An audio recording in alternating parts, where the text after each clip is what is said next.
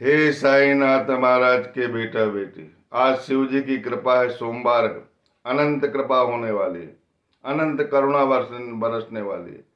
माता पार्वती की भी कृपा होने वाली है। आज सोमवार है, शिववार है और साईनाथ महाराज के शिव स्वरूप की कथा है। जो इस कथा को सुनेगा उनके पाप और दुर्भाग्य तो कटेंगे ही, लेकिन आजीवन उनके प्राणों की रक्षा होगी, क्योंकि साईनाथ महाराज का शिव स्वरूप की यह कथा आपको आज कृतार्थ करने वाली है, धन्य करने वाली है, पावन करने वाली है। वैसे भी आपके भाग्य की परिकल्पना, भाग्य का आकलन देवताओं के बस में नहीं है। त्रिलोक के भी आपके भाग्य की कल्पना नहीं कर सकता, क्योंकि साईनाथ महाराज की अनन्य कृपा आप पर हो चुकी है। 47वें द्वार पर है आप। द्वारका माई की रेलिंग पकड़कर द्वार के सामने खड़े और फोटो को आप निहार रहे हैं और इस कथा को सुन रहे हैं। हे बेटा बेटियों, सभी द्वार पे जो खड़े हैं साईनाथ महाराज, मैं आपके चरणों को प्रणिपात करता हूं और अपने प्रेमाश्रु से, अपने प्रेम से, अंतःकरण से तुम्हारे चरणों का अभिषेक करता हूं। और ये कथा, कल्याणकारी कथा, जो आज से ही आपके भाग्य को बदलने वाली है, जो आपके आज से ही कष्ट हरने वाली है, समस्त वेदना, समस्त बीमारी और पिछले जन्म के कष्ट, ये पुनर्जन्म की कथा है। पिछली बकरे वाली कथा बताई थी पुनर्जन्म की। ये कथा बड़ी अद्भुत है, बड़ी विलक्षण और बहुत चमत्कारिक है। जो इस कथा को इस दिन सुनेगा, सोमवार के दिन, उसके भाग्य का आकलन तो त्रिलोक में कोई नहीं कर सकता, सिर्फ शिव जी और साईनाथ महाराज के अलावा। धन्य हो आप, धन्य है आपकी करुणा और धन्य है आपकी लीला। हे बेटा बेटियों, जो ये कथा सुन रहे हैं, साईनाथ महाराज ने ये कथा स्वयं कही। सुबह सुबह वो बोलते हैं कि मेरा मन नहीं लग रहा था, बेचैन हो रहा था भाई। मैंने जलपान किया और पगडंडी के सहारा पकड़ लिया। दोनों तरफ जंगल थे, कोयल अपनी कूक भर रही थी, पंछी आकाश में उड़ रहे थे, सुहाना वातावरण था और मैं धीरे धीरे चलकर टहलते हुए शुद्ध वायु का सेवन करते हुए नदी के किनारे पर पहुंचा। नदी का पवित्र जल ने मुझे आकर्षित कर लिया। मैंने सोचा, मैं अधिक थक गया था जाने में, तो मैंने सोचा कि थोड़ा हाथ मुंह धो लेता हूं। हाथ मुंह धोते धोते मेरा मन बन गया, तो मैंने उस निर्मल जल से स्नान कर लिया। स्नान करने के बाद मैं एक वृक्ष के नीचे आके बैठ गया और चिलम भर रहा। जैसे ही मैंने चिलम भरना प्रारंभ किया और एक मेंढक की आवाज टर करके, वेदना भरी आवाज, कष्ट भरी आवाज, तकलीफ वाली आवाज उस असमय उन्हें सुनाई दी। हालांकि वो जानते थे कि ये मेंढक क्यों टर करके बोल रहा था। उसी समय एक आगंतुक आ गया, उस पगडंडी के सहारे, जिस पगडंडी से साईनाथ महाराज आए थे ना, उसी पगडंडी के साथ उस आगंतुक ने उनके चरणों को प्रणिपात किया, प्रणाम किया और विनम्रता पूर्वक, अति विनम्रता पूर्वक आग्रह करिए, हे साधु, हे बाबा जी, मेरे साथ चलिए, मेरे घर में भोजन कर लीजिए और थोड़ा विश्राम कर लीजिए। मैंने चकमक निकाला और उन्होंने इस चिलम को सुलगा दिया और मेरी तरफ बढ़ाई। जैसे ही मैंने कस लिया, मेंढक ने फिर आवाज की, टर करके। तब वो आगंतुक कहने लगा कि मेंढक की इस असमय यह आवाज कैसे आ रही है। तो साईनाथ महाराज ने कहा, माने स्वयं ने कहा, बाबा अपनी कथा स्वयं बता रहे। उन्होंने कहा कि ये पूर्व जन्म के कष्ट को भुगत रहे और पूर्व जन्म के कष्ट इस जन्म में भुगतना ही पड़ता है। फिर टर करके आवाज आई तो वह आगंतुक जो है उसे उस ओर देखने लगा और जैसे ही देखा कि नदी के किनारे पर एक बड़े सर्फ ने एक छोटे से मेंढक को मुंह से पकड़ लिया और अपने भोजन का निवाला बना लिया, और कुछ ही क्षणों में वो पेट के अंदर जाने वाला है, निकलने वाला है। साईनाथ महाराज से बताया, उन्हें बड़े आश्चर्यचकित हो गए। बोले बाबा जी, आपकी बाणी सत्य निकली। सही में एक मेंढक ने, एक एक सर्प ने मेंढक को चबा लिया। बोले साईनाथ महाराज ने कहा था कि दोनों पूर्व जन्म के कर्म को भोग रहे, पूर्व जन्म के कर्म इस जन्म में भुगतने पड़ते।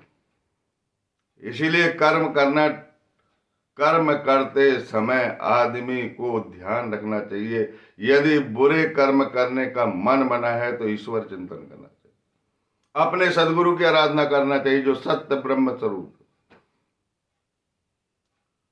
बाबा ने उस आगंतुक को कहा कि मैं जाके देखता हूं। बोले नहीं नहीं, वो कुछ पल में निकल जाएगा और बहुत आक्रामक दिखाई दे रहा, आप उधर मत जाओ। मैंने उसकी चिंता नहीं किया, साईनाथ महाराज कहते हैं ये। और बाबा गए और उससे बोले, अरे वीरभद्रप्पा, ये क्या कर रहे हो तुम? क्या तुम्हारे पिछले जन्म का बैर समाप्त नहीं हुआ है, शत्रुता समाप्त नहीं हुई है?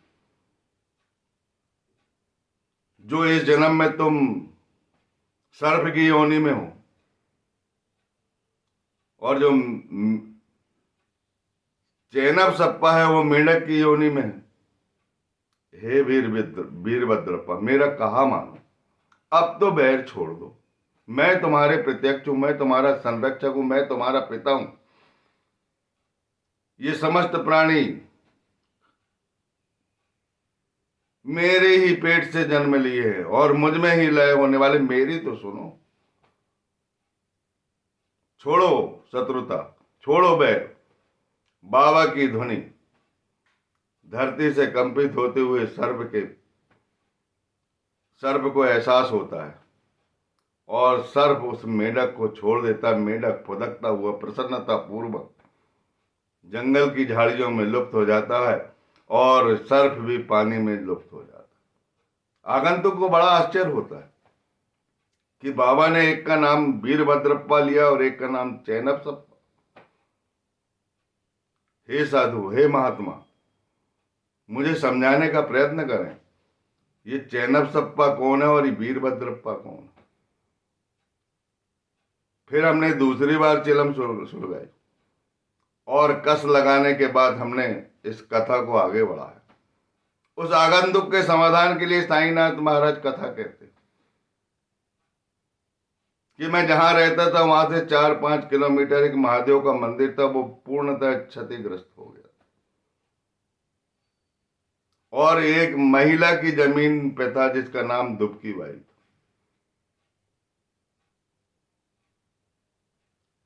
उस क्षतिग्रस्त जमीन को देखकर गांव वाले इकट्ठे हो गए और एक बैठक की कि गांव में क्षतिग्रस्त मंदिर का होना अच्छी बात नहीं है, नकारात्मक ऊर्जा आती है। जहां भी क्षतिग्रस्त मंदिर, उस मंदिर का सुधार होना अति आवश्यक है। इस कथा से यह शिक्षा भी मिलती है। पूरे लोग बैठे, कार्य योजना बनाई गई, कितनी जगह में मंदिर बनेगा, कितना परिसर लगेगा, इन सब बातों के लिए एक बैठक में कार्य योजना बनाई गई और सर्वसम्मति से प्रस्ताव पारित किया गया। और वह प्रस्ताव सेठ जी को दिखाया गया। गांव के एक सेठ थे, बड़ी ही मीठी बोली बोलते थे, लेकिन अंदर से अति कंजूस व्यक्ति थे, और बहुत लोभ उनकी रग रग में भरा हुआ था, पर वाणी बड़ी मीठी थी, लचकदार भाषा, जिससे लोगों का मन हो जाता है, धन एकत्रित हो जाता है, दक्षिणा इकट्ठी हो जाती है, बहुत सारा पैसा इकट्ठा हो जाता है। ऐसी सब कलाकारी उस सेठ जी को आती थी। सारे लोगों ने उनकी कलाकारी देखकर, उनका व्यवहार देखकर, अंदर से नहीं जानते थे, बाहरी व्यवहार बहुत प्यारा रहता था, अंदर से प्रेम और भक्ति का संपुट निरंग, और बुद्धि और मुख से अमृतमयी भाषा। सामने वाली पूरी पब्लिक अपने बस में, सारी दक्षिणा अपने पास, सारा दान अपने पास, उसमें से कुछ राशि खर्च कर देते और बाकी राशि हड़प लेते। वही काम सेठ जी ने किया। पूरी राशि रख लिए और काम करने की कोई बात नहीं करना, चुपचाप रहना और अपने मुखारबिंद से लच्छेदार भाषा बोलकर सामने वाले को समझा लेना उनके व्यवहार में था सेठ जी। फिर भी गांव वाले लोगों को रहा नहीं गया। उनने बोले कि सेठ जी काम कर दीजिए। तो उन्होंने जो चंदा एकत्रित हुआ था उसका आंशिक रूप से थोड़ा बहुत उस मंदिर का काम किया, लेकिन सारा पैसा गांठ बांध कर अपने पास रख लिया, चुपचाप हो गया। दोबारा गांव के लोगों ने बोले कि सेठ जी कुछ करते हैं, कुछ चंदा हम कर लेते हैं। सेठ जी समझा देते कि जितना पैसा आपने दिया था उतना मैंने काम कर दिया। तो गांव के लोग बोलते कि सेठ जी हम और चंदा करते हैं और आप इस काम को करिए। चुपचाप धूर्त आदमी, ऊपर से समझाने की कला, टाइम पास होता गया। उसकी स्त्री जो है वो बहुत अच्छी स्त्री थी। भगवान भोलेनाथ ने उन्हें स्वप्न दिया, हे मेरी प्रिय पुत्री, तुम उस मंदिर पर कलश चढ़ाओ, वह महादेव का मंदिर है, और तुम जितना पैसा खर्चा करोगे उसका 100 गुना मैं दूंगा। उसकी आंखें नम हो गई, हृदय भर आया। वो सुबह उठती है और अपने पति को ये बात बताती है। पति आश्चर्यचकित हो जाता है और कहने लगता है बात संभाल के कि मंदिर मैं बनवा रहा हूं, लोगों ने मेरे पास पैसा दिया था, मैंने काम कर दिया है।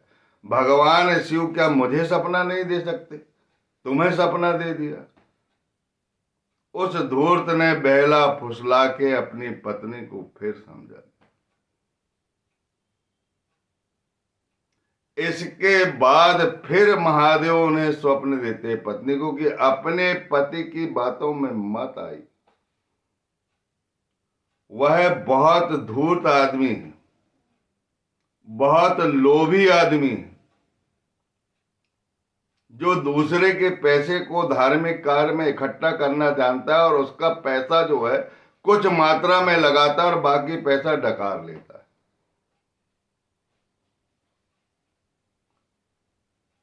भगवान भोलेनाथ ने स्पष्ट समझाने के बाद उनसे कहा कि तुम अपने पास से पैसा खर्चा करो।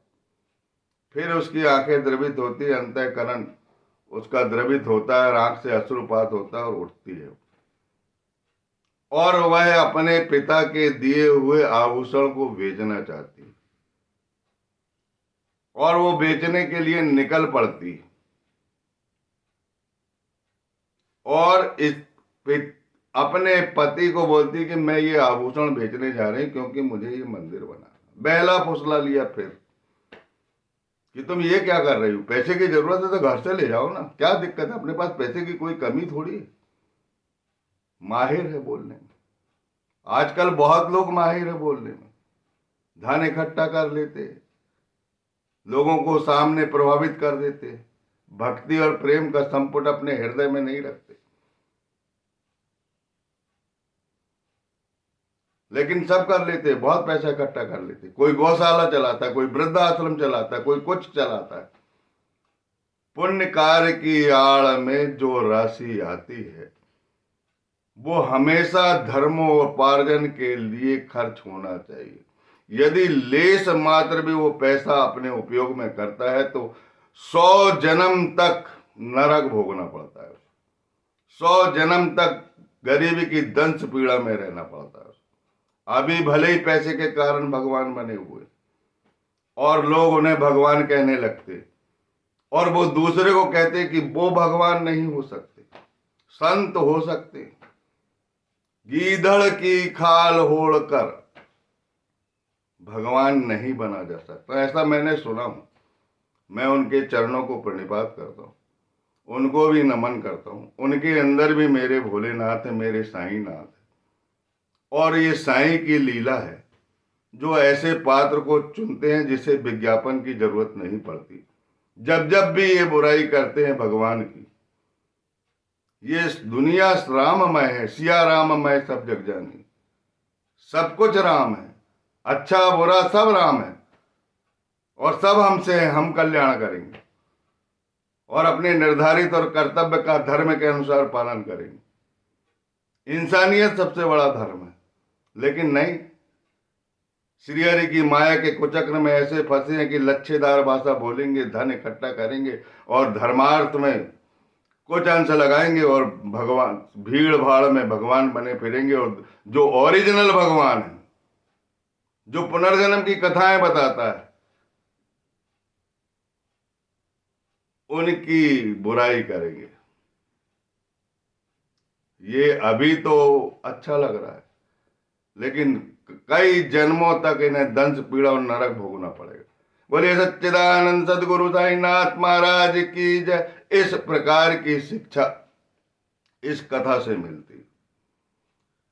जब वह सेठ ने देख लिया कि मेरी पत्नी आभूषण बेच रही, तो उसको बहला फुसला के इसी तरह लच्छेदार भाषा करके कि मैं कर दूंगा मंदिर का काम ऐसा वैसा, अब मैं इस काम को पूरा कर दूंगा, और वो उसको कौड़ी के भाव उसी के कंगन, अपनी पत्नी के कंगन खरीद लेता।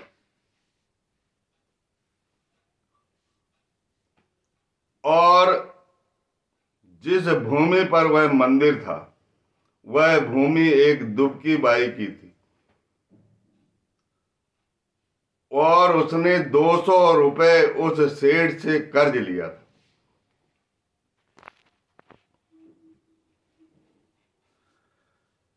और कर्ज लेने के बाद उस पैसे को ब्याज सहित नहीं चुका पाई थी, तो उस जमीन को उनने हड़पा हुआ था।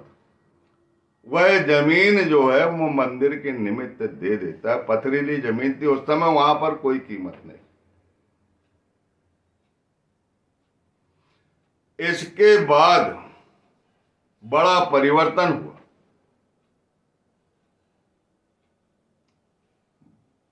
बहुत परिवर्तन हुआ। इसके बाद वो जो जमीन थी, महंगाई बढ़ती गई, जमीन की कीमत बढ़ती गई। आज भी जमीन की कीमत बहुत है। उस समय भी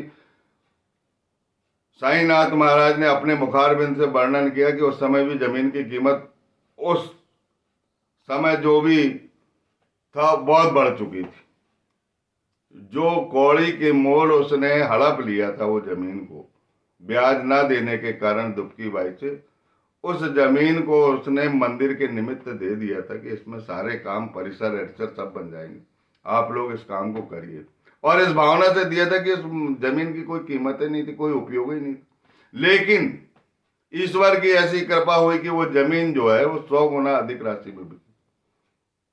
1 लाख रुपए में उस जमीन का सौदा हुआ। 50,000 रुपए त्वरित दिए गए और 2,000 रुपए प्रति वर्ष देने की बात हुई।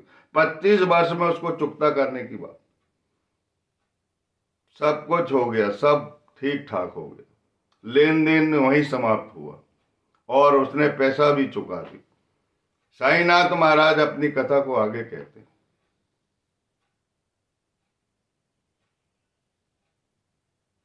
कथा को आगे करते हैं। वो कहते हैं कि एक झंझावात आया, एक तूफान आया, दुनिया जलमग्न होने लगी, और वो गांव, दुनिया नहीं, वो गांव जलमग्न होने लगा। बिजली कड़क रही थी, तेज हवा चल रही थी, और एक बिजली ऐसी कड़की आकाश से कि वो सेठ के घर पर गिर गई। सेठ भी मर गया, सिटानी भी मर गए, और वो दुबकी बाई अपनी उम्र के कारण वो भी समाप्त हो गई। सेठ का जन्म हुआ मथुरा में एक ब्राह्मण परिवार में, जिसका नाम वीरभद्रप्पा रखा गया। सिटानी का जन्म उसी गांव में होता है, उस मंदिर के पुजारी के घर। उसका नाम गौरी रहता है। और दुबकी बाई का जो जन्म है वो उसी गांव में उस मंदिर के सेवक वंश में जन्म।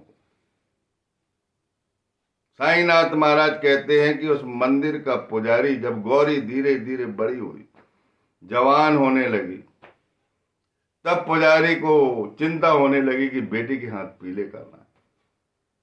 वह पुजारी साईनाथ महाराज के पास जाता था और साधु महात्मा समझकर अपनी अपनी अपनी जो प्रार्थना है उनसे करता था कि गौरी के हाथ पीले करवा दीजिए। मुझे दया आई, मैंने आशीर्वाद दिया। पूर्व जन्म के कर्म भोगना पड़ता है। वह मथुरा का ब्राह्मण भीख मांगते मांगते, जिसका नाम भीख मांगता था, भिक्षा मांगता था, भीख मांगते मांगते उस गांव आ गया और उसकी शादी साईनाथ महाराज ने बता दी कि इसके भाग्य में यह बार है, और गौरी की शादी उससे कर दी। और जैसे ही शादी होती है तो गौरी के नाम पर जो जमीन रहती है, साईनाथ महाराज कहते हैं कि यह जमीन जो है मंदिर के पुजारी की है, जिसकी स्वामीन गौरी है। गौरी के अलावा इस पर किसी का कोई हक नहीं है। इससे वीरभद्रप्पा नाराज हो जाता है, साईनाथ महाराज से अरबर बोलने लगता है और साईनाथ को अपमानित करता है, जबकि साईनाथ महाराज सब कुछ कर रहे हैं। और वो घर ले जाता है और गौरी को पीटता पाटता भी, झगड़ता है उससे। गौरी रोते हुए आती है, आंसू पोंछते हुए, बाबा मुझे बहुत कष्ट हो रहा है, भोलेनाथ की कृपा से मंदिर नहीं बन रहा है, क्या करूं, कहां जाऊं, तुम्हारे सिवा है कौन मेरा। तब साईनाथ महाराज को दया आई कि 7 समुंदर पार भी मैं तुम्हारी रक्षा करूंगा, तुम्हें कोई कष्ट नहीं होने दूंगा, और महादेव का मंदिर भी बने। स्वप्न में उसी रात को, ये तीसरी बार दृष्टांत होता। आज सोमवार का दिन, जो इस कथा को सुनेगा उनके बाल बच्चे सदैव सुखी रहेंगे, प्राणों की रक्षा होगी और आत्मज्ञानी संत मिलेगा। नकली संत से सावधान रहिए, जो तुम्हारी धन संपत्ति का शोषण करते हैं। साधक अपने धन का अपव्यय करता है केवल उनकी आकर्षक झांकियों देखकर, और उनके ऊपरी बात और ऊपरी बुद्धि से जो कुछ भी बोल लेते वो धन के माया का कुचक्र है। और माया के कुचक्र के कारण ही हमारे साईनाथ महाराज को बोलते कि ये भगवान कैसे हो सकते, संत हो सकते। अरे एक का मैंने टीवी में देखा था, मैं नहीं जानता कौन से संत, रोते रोते जाते हैं, हंसते हंसते आते हैं, पब्लिक तो है धूर्त है, मूर्ख है, सब भीड़ लगा लिए साईनाथ महाराज। अरे शादी तुमसे बनी नहीं, आईआईटी तुमने कर लिया, सोचे कि यार यहाँ तो अच्छा पैसा है, अच्छे सदगुरु भी है, बना लीजिए, और प्रवचन करने लगे, सुबह से हम वीडियो बनाकर देने लगे, भीड़ लगने लगी। ये क्या भक्ति का संपुट है। गाय को खिलाने लगे, गौमुख, ये वो, पूरा धार्मिक धंधा अपना लिए और पैसा आने दो, और धार्मिक कार्य में 10% जाने दो, बाकी सब अपने भौतिक सुख के। ऐसे लोग साईनाथ महाराज की बुराई करते हैं, शर्म आती है मुझे, क्या कहूं मैं ऐसे लोगों को। लेकिन मैंने अंत में इसका अनुभव कर लिया, ये सब साईनाथ महाराज की लीला है। जब भी साईनाथ महाराज को विज्ञापन की आवश्यकता होती है तो वो ऐसे लोगों को अपना कलाकार चुन लेते, और वो इनका भी कल्याण करेंगे, लेकिन जन्म जन्मांतर अभी उनसे काम करवा रहे हैं विज्ञापन का। बोलिए सच्चिदानंद सदगुरु साईनाथ महाराज की जय। जैसे ही साईनाथ महाराज ने बोला कि 7 समुंदर पार भी मैं तुम्हारी रक्षा करूंगा, उसी रात भोलेनाथ तो उनको स्वप्न देते कि बेटा, मंदिर के संबंध में गांव का जो मंदिर का सेवक है उससे चर्चा कीजिए, और उस फकीर से मिलिए जिसके पास तुम हमेशा जाते हो। तब वो बेटी मिलती है, और ये तय होता है कि मूलधन जो है गौरी रखेगी, और बाकी जो ब्याज का पैसा आएगा, जो अतिरिक्त पैसा रहेगा, उसका जो ब्याज आएगा वो मंदिर के कार्य में लगा है, और बाकी पैसा जो है मूलधन वो अपने पास रखेगी, और बाकी पैसा ब्याज का उसके पास रहेगा। जो मंदिर का सेवक है, दुबकी बाई ने जहां जन्म लिया गांव में सेवक है, ये तीनों वहीं आ जाते हैं, वीरभद्रप्पा भी, और जो सेवक है जिसे अपन चैनब सप्पा कहते हैं, जिसका जन्म उसी गांव में होता है मंदिर सेवक के नाम से, वो भी, और गौरी भी। आपस में लड़ाई झगड़े होते हैं, लेकिन मैंने कहा था कि 7 समुंदर पार भी मैं उनकी रक्षा करूं, और ये वैमनस्य उनका बढ़ता जाता है, और किसी अपने आप समय बीतते जाता है और इनकी मृत्यु हो जाती है। मैं इन्हें समझाता रहता हूं, क्योंकि वीरभद्रप्पा भी मेरे पास आता था, लेकिन लोभी प्रवृत्ति होने के कारण वो मुझसे दूर रहता था। मैं जो समझाता था वो नहीं करता था, और जब ये मृत हो जाते हैं तो तीसरी योनि में जो मथुरा का जो ब्राह्मण है वो सर्प बन जाता है, जिसे मैंने वीरभद्रप्पा कहा। और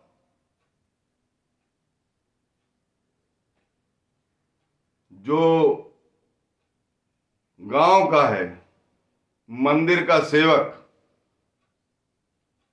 वो मेढक बन जाता है, और जो सेठानी रहती है वो तो गौरी है, उस पे तो भगवान की रक्षा है। तो उन्होंने इस जन्म में भी इस बैर को नहीं छोड़ा था। वह मेढक जो है दुबकी बाई, उस वीरभद्रप्पा, इसीलिए मैंने उसे वीरभद्रप्पा कहा और उसे चैनब सप्पा कहा। ये बैर जन्म जन्मांतर तक चलता है। लेकिन इस कथा से ये भी शिक्षा मिलती है कि जहां अधर्म होता है वहां डर नाम की चीज नहीं। यदि डरते रहोगे तो मेंढक जैसा जन्म होते रहे। कहीं कोई अन्याय हो रहा है, कोई पाप हो रहा है, कोई एक्सीडेंट हो गया है, तुम डर के भाग गए, उसकी सेवा नहीं कर रहे, कोई लड़की की लाज लूट रहा है, तुम डर के मारे भाग गए, सेवा नहीं करे, तो ऐसे लोग जो है वो डर वाले प्राणी ही, जो डर का भाव जिस मनुष्य में होता है वो इस तरह के जन्म लेते। इससे ये शिक्षा मिलती है। आज सोमवार का दिन है, साईनाथ महाराज के शिव स्वरूप की ये कथा है। इसके पहले मेघा की भी कथा थी। जो इस कथा को सुनेगा और सोमवार के 16 व्रत रखेगा, उसकी लीला अपरंपार रहेगी। इसके पहले मैंने गुरुवार की कथा बताई। आप चाहें तो गुरुवार का भी उपवास कर सकते हैं और ये 16 सोमवार का भी उपवास करते हैं, और इस कथा को पढ़ना जरूरी है। ये 47वें अध्याय की कथा है, और वो पुण्य कथा जो थी 42वां अध्याय पार्ट 1 और 44वां अध्याय पार्ट 2, वो 16 गुरुवार है। और इस कथा को भी ऐसा नहीं कि बिना अन्न जल के रखना है। प्रेम पूर्वक भोजन करो और शिव जी के मंदिर में जाओ और ये अध्याय सुना के आओ और एक व्रत रखो और गरीबों को भोजन कराओ, लाचारों की मदद करो, भूखे प्राणियों से प्रेम करो, उन्हें भी भोजन कराओ। देखो फिर आपके घर में दुर्भाग्य भाग जाएगा और भाग्य चमकने लगेगा। भाग्य का सूरज आपके घर में अवश्य उदित होगा, जो इस कथा को आत्मसात करेगा और उपवास करेगा। और यह कथा आपको जन्नत तक ले जाएगी, स्वर्ग तक ले जाएगी, और कभी कोई संकट नहीं होगा। बोलिए सच्चिदानंद सदगुरु साईनाथ महाराज की जय। इस तरह 47वां अध्याय हमारा समाप्त हुआ। इस कथा को अवश्य सुनिए, बार बार सुनिए, और मंदिर में जाकर शिव जी के सामने इस कथा का वाचन करिए या ये वीडियो चालू कर लीजिए, भगवान को ये कथा अवश्य सुनाइए और 16 सोमवार का ये व्रत आरंभ कर दीजिए। भोजन करना है, अल्प मात्रा में करना है, हमेशा नमः शिवाय का उस दिन जाप करना है और इस कथा को पढ़ना है। भूखे प्राणियों को खिलाना है, किसी लाचार की अगर समर्थ हो तो मदद कर देना। वही गुरुवार की तरह उपवास है, उसमें दूसरी कथा पढ़ना है, इसमें दूसरी कथा पढ़ना, कर लीजिए। देखिए आपका भाग्य चमकेगा और पूर्व जन्म के जितने भी पाप है, दुर्भाग्य, सब छिन्न भिन्न हो जाएंगे। बाबा की जो 3 वस्तु बहुत काम की, एक चिलम, पूरे कष्ट अंदर, धुआं बनकर लुप्त, चक्की, पूरे दुर्भाग्य पीस देते हैं, कुछ दाने साबित हो रहते हैं, जो जो गुरु को मानते हैं वो केंद्र की ओर चले जाते हैं, ज्ञान के केंद्र की। तीसरा धुनी, ये सारा संसार जल रहा है क्योंकि अज्ञान तक कारण जल रहा है। ये जलने वाले लोग ही बोलते हैं कि वो भगवान नहीं हो सकते, क्योंकि उनकी भीड़ उनसे देखी नहीं जाती। जल रहे हैं, पैसा के बाद भी जल रहे हैं। वहां पर उन बाबा उनके पाप, कष्ट, दुर्भाग्य, वेदना सब जलाते हैं और दूर गगन में शिरडी के आकाश में जो धुआं है ना, वो लुप्त हो जाता है। सारे पाप धुआं बनकर लुप्त हो जाते हैं इस आकाश में। बोलिए सच्चिदानंद सदगुरु साईनाथ महाराज की जय। जो मैंने कहा उसे ध्यान पूर्वक कर लीजिए। ओम साई राम।